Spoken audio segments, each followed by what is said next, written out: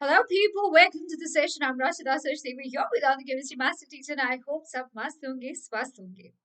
तो आज आप लोगों को स्क्रीन पे कुछ एक अलग सा टर्म दिखाई दे रहा है, प्रोक्रेस्टिनेशन. क्या होता है ये प्रोक्रेस्टिनेशन? और मैम, क्या ये स्लॉथ है क्या? स्लॉथ जो कि बहुत आलसी होता है. जी हाँ, ये भी स्लॉथ ही है जो बहुत आलसी होते हैं. सो आप लोग समझ गए होंगे ये इशारा किस तरफ जा रहा है. So what is procrastination, how to control it. So सबसे पहले मैं आप लोगों को बताऊंगी डेफिनेशन ऑफ प्रोक्रेस्टिनेशन. और आप सोच सकते हैं, आपको खुद को पता चलेगा, are you that person, are you the person who always procrastinate things और not. So let's get ourselves started, but उससे पहले एक नजर schedule of week पे. So guys, today we are doing what is procrastination and how to control it. और हम लोग ने Saturday को ही करा है marathon of structure of atoms. And literally हम लोग ने एकदम घोट के पी लिया है. अगर आपने by any chance ये session miss करा है तो जाओ 2x speed पे देखो. And I'm pretty much sure एक बार आपने ये session देख लिया, उसके बाद आपको इस चैप्टर को उठाने के लिए सिर्फ जरूरत पड़ेगी एग्जाम से पहले.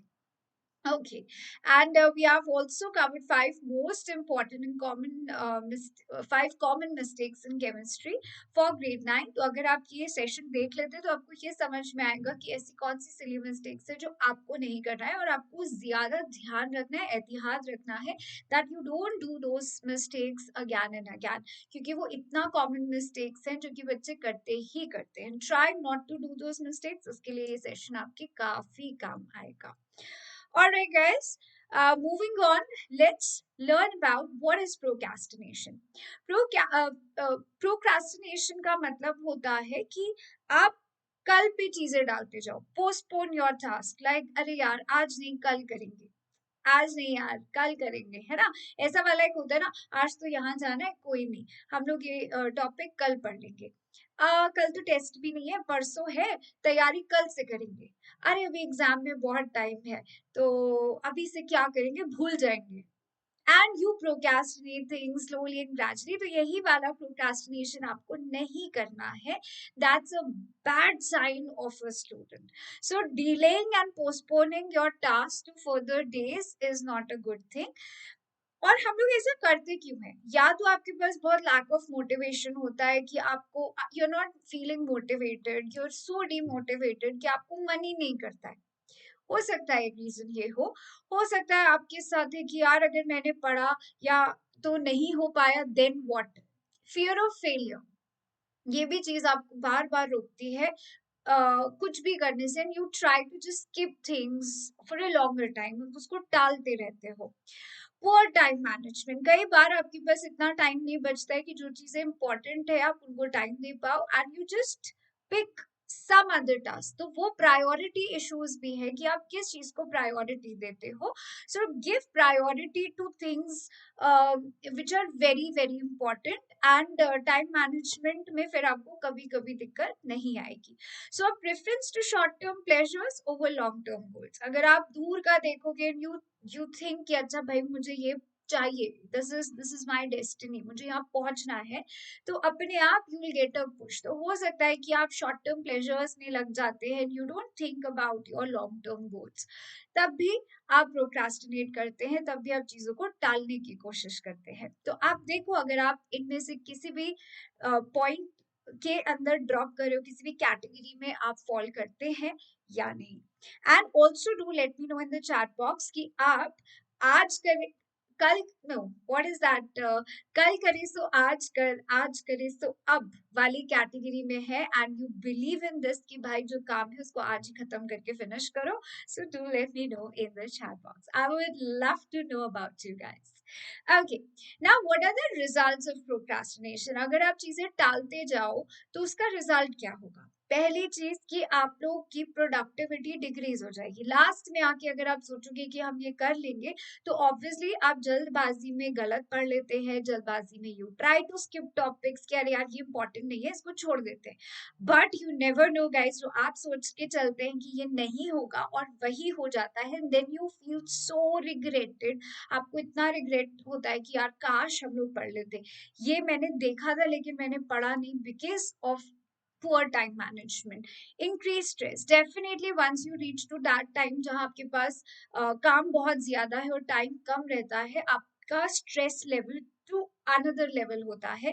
Being a student already exam से पहले you guys a little bit stressed, as well as जब आप लोग टालते टालते चीजें अपने पास इकट्ठे कर लेते हो, असाइनमेंट्स भी रखे हैं, प्रोजेक्ट्स भी रखे हैं, you have to finish some concepts and topics अभी तक आपके कंप्लीट नहीं है, सिलेबस कंप्लीट नहीं हुआ है, तो that will definitely leads to a stress. ये किसी के भी साथ हो सकता है, चाहे वो एक स्टूडेंट हो या वो वर्किंग पर्सन हो।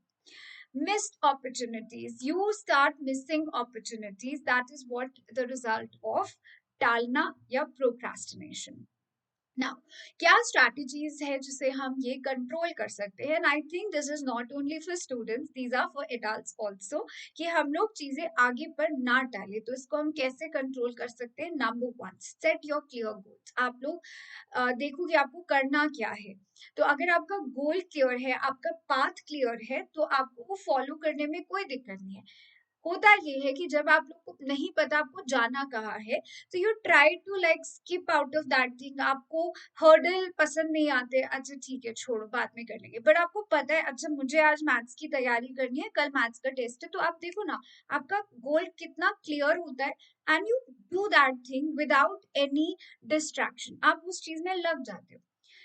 तो imagine this goal thing can make a lot of difference. अगर आपको क्लैरिटी है आपको क्या करना है, इधर इन शॉर्ट टर्म और लॉन्ग टर्म गोल्स आप लोगों के लिए डिफाइन होने चाहिए।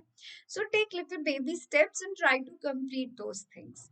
Second is break task into smaller steps. Again, as I told you, baby steps लो तो ज्यादा अच्छा है। अगर एक बार में बड़ा टास्क लेके बैठ जाओगे कि आज तो हम ये पूरा सब्जेक्ट फिनिश कर देंगे, सो एक चैप्टर या सॉरी एक सब्जेक्ट करते करते यू बिकम सो ओवरवेल्म्ड, आपको बहुत बोर लगेगा, आप थक जाओगे, आप उसको दोबारा देखना भी नहीं चाहोगे।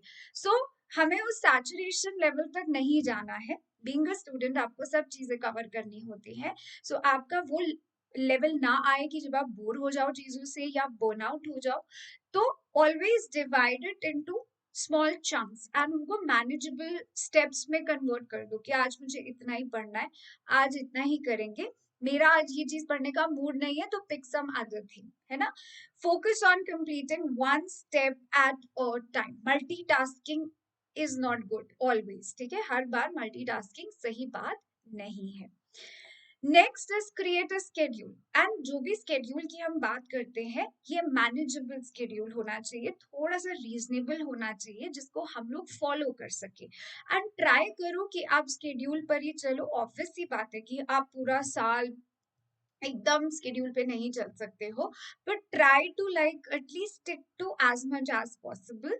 एंड आप अपने पूरे स्केड्यूल में वर्क, स्टडी, लेजर, बातें, घूमना फिरना, मजे, ये सब का टाइम रखो, so that you never ever get bored with your schedule. Find your peak productive time, ये बहुत काम करता है स्टूडेंट्स के लिए, and not only for students, for I think everyone. हम सबको पता होता है कि हमारा दिमाग सबसे ज्यादा कब दौड़ता है, एकदम चाचा चौधरी जैसे कब दौड़ता है।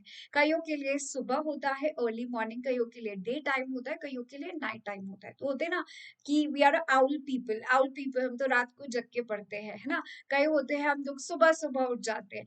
तो आपको ये जानना पड़ेगा कि आपका बॉडी साइकिल कैसे वर्क करता है, आपका ब्रेन कैसे वर्क करता है, कि when you are very very active वो समय चुनो अपने सबसे डिफिकल्ट टॉपिक्स को कंप्लीट करने के लिए। तो होता है ना, मम्मी पापा वगैरह बोलते हैं अरे सुबह उठो सब ठीक हो जाएगा, सुबह उठो। अगर तुमने ये भी बोल दिया ना, there is a joke like this कि मम्मी पेट में दर्द हो रहा है, बेटा सुबह उठो जल्दी सब ठीक हो जाएगा। जैसे तुम गए पापा के पास कुछ कंप्लेन लेकर कि आज पापा मन नहीं कर रहा है, हाँ हाँ कोई नहीं बेटा सुबह उठो सब बढ़िया हो जाएगा, जल्दी उठा करो। सो मम्मी पापा के पास एक ही सोल्यूशन होता है हर एक चीज का, बेटा सुबह उठो। तो वो लोग बार बार ऐसा क्यों कहते हैं? क्योंकि ऐसा माना जाता है कि जब आप अर्ली मॉर्निंग उठते हो you are so fresh and आपके दिमाग में सब चीजें घुसती घुसती है। But that's not true for everyone. तो आप अपने आप को जज करो कि आप किस समय सबसे ज्यादा एक्टिव होते हो। So most alert and focus time of a day, schedule important task during that peak productive period. अपने जितने इंपॉर्टेंट टास्क है उसी समय पर ही करो, स्केड्यूल करो। Next is visualize success.